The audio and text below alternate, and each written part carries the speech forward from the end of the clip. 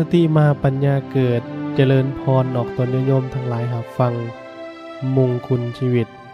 มงคลชีวิตขอที่18อนาวัชชานิกัมมานิการงานบ่มีโทษโรงงานที่ดีมีประสิทธิภาพบ่แม่นแต่เพียงผลิตผลงานได้หลายเท่านั้นแต่จะต้องผลิตผลงานที่มีคุณภาพและเป็นประโยชน์นำด้วยเช่นกันคนเฮาจะเจริญก้าวหน้าสร้างประโยชน์ให้แก่ตนเองและคนอื่นได้บ่แม่นเพียงแต่เฮ็ดเวียกได้หลายเท่านั้นแต่จะต้องเลือกเฮ็ดเฉพาะแต่เวียกที่บ่มีโทษนำด้วยเวียกที่บ่มีโทษคือเวียกแบบใดเวียกที่บ่มีโทษหมายถึงเวียกที่บ่มีตำหนิดีพร้อมยุติธรรมบ่มีเวรบ่มีภัยบ่เบียดเบียนไผแต่เป็นประโยชน์แด่ตนเองและผู้อื่นความสามารถในการเฮ็ดเวียกของคนมี2ระดับคือขั้นเฮ็ดได้กับขั้นเฮ็ดดีเฮ็ดได้หมายถึงการเฮ็ดเวียกขอแต่ให้มันแล้วๆไปจะเกิดประโยชน์หรือบ่น้อยหลายเพียงใดบ่ต้องคิดถึงเป็นลักษณะของคนบ่รับผิดชอบต่อเวียกงานเฮ็ดดีหมายถึงการเป็นผู้คิดให้รอบคอบถึงผลได้ผลเสียทุกแง่ทุกมุมและจึงเลือกเฮ็ดเฉพาะแต่สิ่งที่เป็นประโยชน์แท้ๆสิ่งใดที่เห็นว่าจะบ่มีประโยชน์แก่ตนเองและคนอื่นก็บ่เฮ็ดสิ่งนั้นเว้าง่ายๆก็คือถ้าจะเฮ็ดต้องเฮ็ดให้ดีถ้าบ่ดีต้องบ่เฮ็ด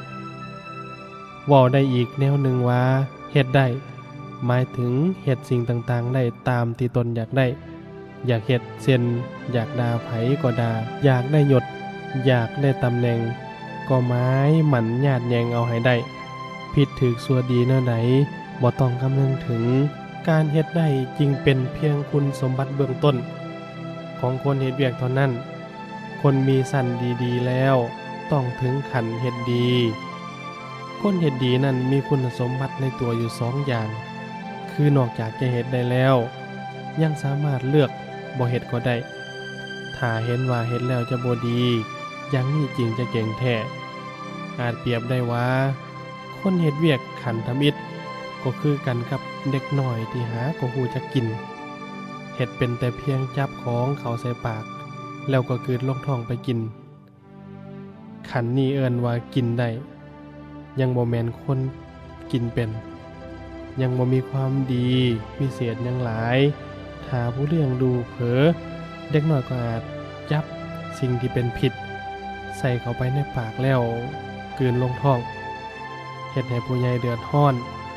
ต้องแล่นพาไปหาแพทย์หาหมอก็เป็นได้แต่คนกินเป็นจะต้องรู้จักเลือกของกินเป็นเห็นว่าควรกินจริงกินเช่นกันนักเฮ็ดเวียกที่เก่งแท้ต้องถึงขั้นเฮ็ดดีคือบ่แม่นเพียงแต่ว่าเฮ็ดเวียกได้แต่ต้องเห็นว่าเวียกที่จะเฮ็ดเป็นเวียกที่ดีควรเฮ็ดจริงลงมือเฮ็ดวิธีพิจารณาเวียกว่ามีโทษหรือบ่ในการพิจารณาเวียกที่เฮ็ดว่าเป็นเวียกที่มีโทษหรือบ่ต้องบ่ถือเอาคำติชมของคนพาลมาเป็นอารมณ์เพราะคนพาลนั้นเป็นคนมีอาการวิบัติทางใจความคิดความเห็นผิดพลาดไปเบิดสิ่งใดที่ถูกก็เห็นว่าเป็นผิดสิ่งใดที่ผิดก็เห็นว่าเป็นถูกคนพาลก็เห็นเป็นชั่วส่วนบัณฑิตนั้นเป็นคนมีความคิดเห็นถูกต้องฮู้จักผิดถูก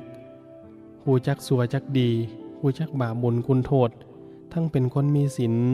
มีสัจจะคนประเภทนี้ใจกับปากกงกันเฮาจึงควรรับฟังคำติชมของบัณฑิตด้วยความเคารพหลักที่บัณฑิตใส่พิจารณาว่าเวียกมีโทษหรือบ่นั้นมีอยู่4ประการแบ่งเป็นหลักทางโลก2ประการและหลักทางธรรม2ประการองค์ประกอบของเวียกบ่มีโทษเวียกบ่มีโทษจะต้องแบ่งองค์ประกอบ4ประการ 1. บ่ผิดกฎหมาย 2. บ่ผิดประเพณี 3. บ่ผิดศีล 4. บ่ผิดธรรม 1. บ่ผิดกฎหมายกฎหมายเป็นระเบียบข้อบังคับซึ่งทุกคนต้องปฏิบัติตามการเฮ็ดผิดกฎหมายทุกอย่างจ จัดเป็นเวียกที่มีโทษทั้งนั้นแม้นว่าบางอย่างจะบ่ผิดศีลธรรมข้อใดเลยเช่นการปลุกเรือนในเขตเทศบาลต้องขออนุญาตตามกฎหมายถ้าบ่ขอแม่นผิดการเฮ็ดแบบนี้ทางธรรมะบ่ถือว่าผิดพอปลุกเรือนในพื้นที่ของเฮาเองและด้วยเงินของเฮาเองแต่การเฮ็ดดังกล่าวก็เป็นเวียกมีโทษคือมีตำหนิและจงรับรู้ไว้ด้วยว่าเมื่อไผเฮ็ดเวียกมีโทษก็ถือว่าผิดหลักธรรมะอยู่คือกันเพราะว่าอย่างน้อยก็ผิดกฎมงคลพระสัมมาสัมพุทธเจ้าทรงสั่งสอนเป็นนักหนาทั้งพระสงฆ์ทั้งออกตนญาติโยมที่เป็นชาวบ้านให้เคารพต่อกฎหมายบ้านเมืองโดยเคร่งครัดบ่เคยปรากฏอยู่บ่อนไหนเลยว่าพระศาสดาของเฮาสอนพุทธศาสนิกชนให้แข็งข้อต่อกฎหมายแม้นจะเอาการประพฤติธรรมหรือเอาความเป็นพระเป็นสงฆ์เป็นข้ออ้างแล้วทำการดื้อแข็งข้อต่อกฎหมายก็ถือว่าผิดพุทธประสงค์ดังนั้นแสดงให้เห็นว่าพระพุทธศาสนาต้องการให้พุทธศาสนิกชนเป็นคนหักความสงบและให้ความเคารพกฎหมายบ้านเมืองชาวพุทธต้องบ่เฮ็ดตนดื้อต่อกฎหมายบ้านเมืองบ่ว่าในกรณีใดๆก็ตาม 2. บ่ผิดประเพณีหมายถึงจาฮีตเคารพธรรมเนียมของมหาชนในถิ่นใดถิ่นหนึ่งซึ่งแตกต่างไปในแต่ละท้องถิ่นแต่เมื่อคนทั้งหลายเขาถือกันโดยส่วนหลายและนิยมว่าดีก็กลายเป็นกฎของสังคมนั้นไผเฮ็ดผิดต่อประเพณีก็ถือว่าผิดต่อมหาชนเช่นประเพณีแต่งดองประเพณีต้อนรับแขกประเพณีในการรับประทานอาหารประเพณีทำความเคารพต่อผู้ใหญ่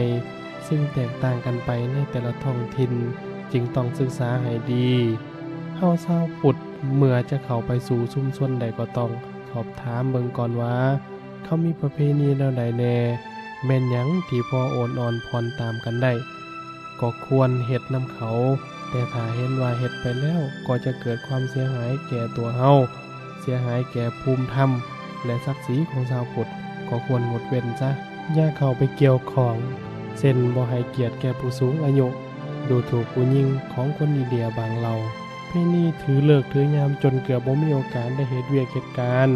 ประเพณีห้ามถ่ายหนักถ่ายเบาซ้ำบอนของชาวอินเดียบางกลุ่มจนบ่สามารถเฮ็ดบิดหรือสวมถ่ายได้ 3. บ่ผิดศี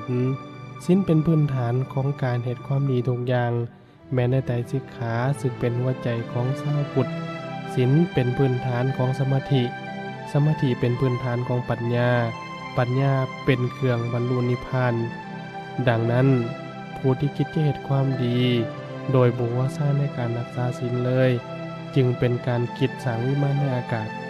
เฮาชาวพุทธทั้งหลายควรพิจารณาทุกเมื่อทุกเทื่อก่อนเฮ็ดเวียกที่เฮาจะเฮ็ดนั้นขัดต่อศีล5หรือบ่ถ้าผิดศีลก็บ่ควรเฮ็ดให้งดเว้นจากการสนับสนุนผู้อ้างตนว่าเป็นผู้วิเศษแต่บ่มีศีลพระสัมมาสัมพุทธเจ้าของเฮาตรัสไว้ว่าเจ้าจงพิจารณาอยู่เรื่อยๆว่าตัวเฮาเองตำหนิตัวเฮาเองด้วยศีลได้หรือบ่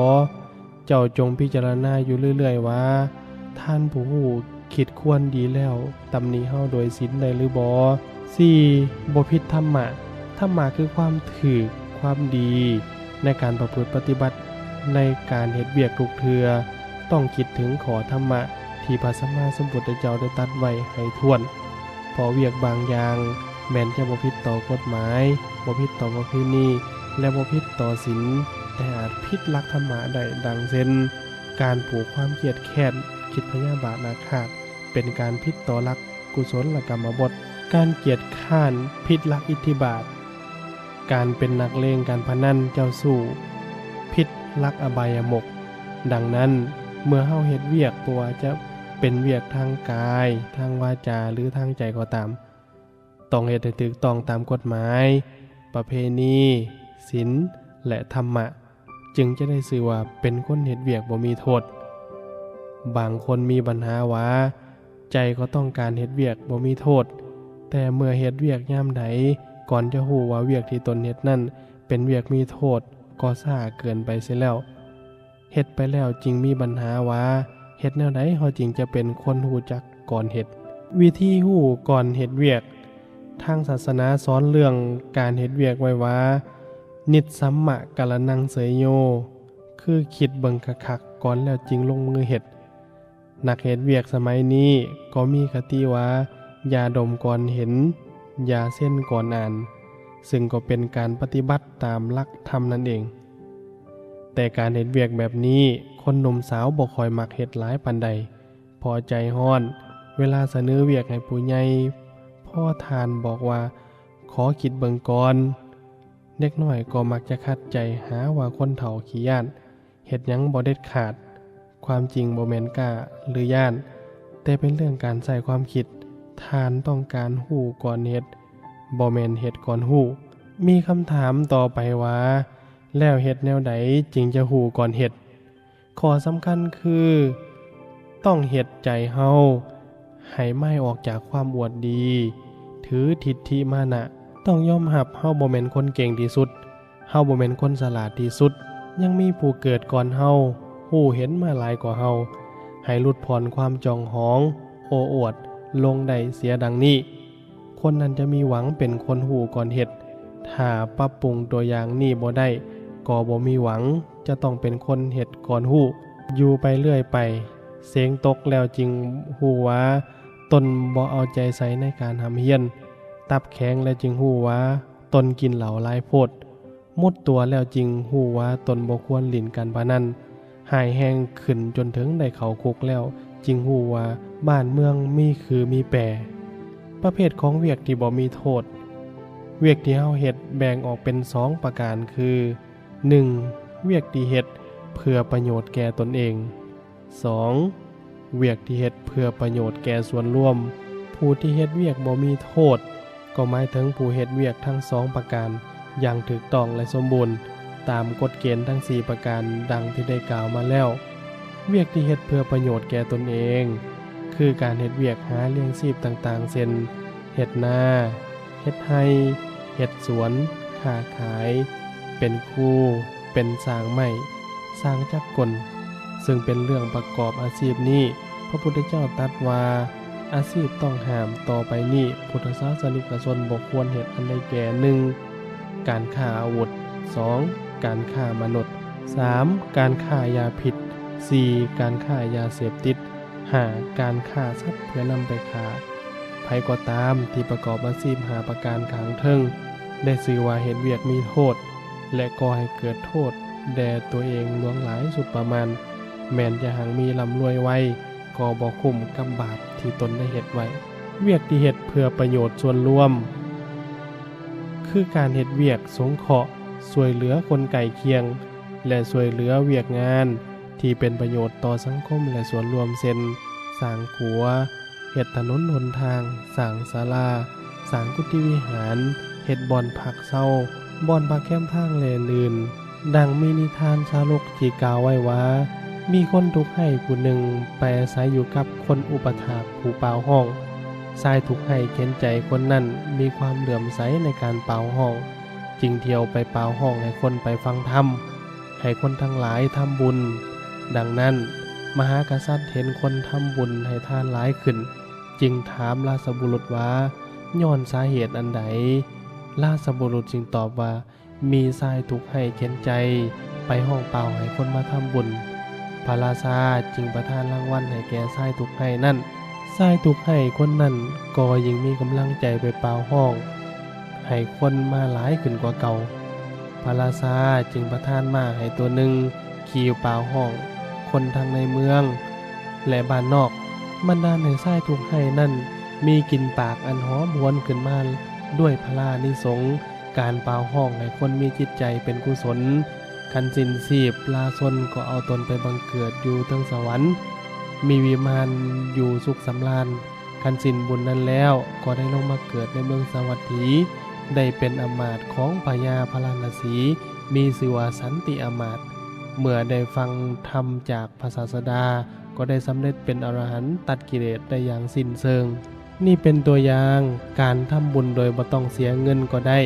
สำเร็จเป็นมหากุศลดังได้พรรณนามานี้ข ข้อเตือนใจนักเฮ็ดเวียกเพื่อส่วนรวมในการเฮ็ดเวียกให้เฮ็ดอย่างเต็มที่ตามกำลังแต่อย่าเฮ็ดจนล้นมือและก่อนที่เฮ็ดเวียกเพื่อส่วนรวมนั้นเขาต้องฝึกฝนตนเองให้ดีก่อนฝึกแก้นิสัยที่บ่ดีในตัวโดยการประพฤติคือดังในมงคลที่16นั่นก่อนเพื่อเป็นการป้องกันเพื่อบ่ให้กระทบกับคนอื่นในเวลาเฮ็ดเวียกและเพื่อเฮ็ดให้เฮาสามารถควบคุมเวียกงานให้เป็นไปตามเป้าหมายเพื่อสังคมแท้ๆบ่แม่นเพื่อชื่อเสียงเพื่อการมีหน้ามีตาของเฮาเองและจงรับรู้ไว้ด้วยว่าการเฮ็ดเวียกเพื่อส่วนรวมนั้นแท้จริงแล้วผู้ที่ได้รับประโยชน์หลายที่สุดก็คือตัวเฮาเอง